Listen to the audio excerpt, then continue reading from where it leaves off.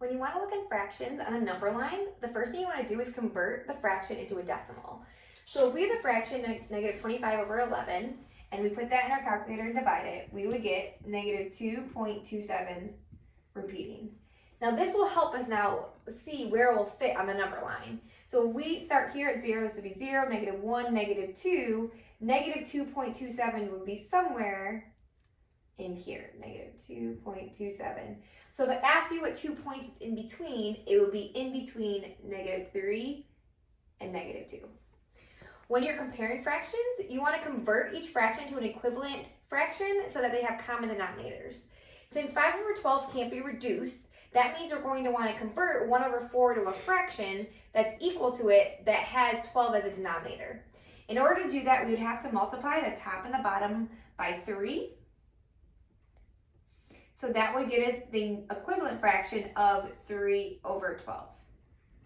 Now, once we have common denominators, all we have to do is compare the numerators. So we have 3 and 5. Since 3 is smaller than 5, then we know 3/12 is less than. That's a symbol for less than. I always remember it because it's like an L, just like squished, and the other symbol would be greater than.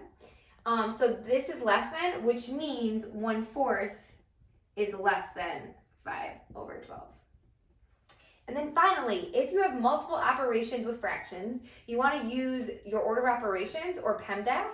So remember PEMDAS, a way to remember that is please excuse my dear Aunt Sally, and it stands for parentheses, exponents, multiplication and division, whichever one comes first, and then addition and subtraction, whichever one comes first from left to right.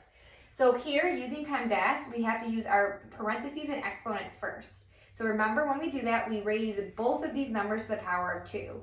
So this would be 2 squared, which is 4, over 3 squared, which is 9. And I could bring everything else down. Then, using my order of operations, we did these. Next comes multiplication or division, and that's what we have next, so multiplication. So when we multiply fractions, we multiply straight across. So 4 times 5 is 20, over 9 times 2 is 18, and then we can bring it down. And then finally, we do addition or subtraction. We have addition. So when we add fractions, we already have a common denominator, so we're good there. So you keep the common denominator, and then you just put, you add these together and put that on top. So that would be 27 over 18. Then, if you can go ahead and reduce this, because both of these are divisible by 3. And actually, we'll have to reduce this twice. So 27 divided by 3 is 9 over 6. So as you can see with that, I didn't reduce it right away. I thought of 3 before I thought there was a greater one. But I can see that 9 over 6 can be reduced further, so I can divide that by 3 again.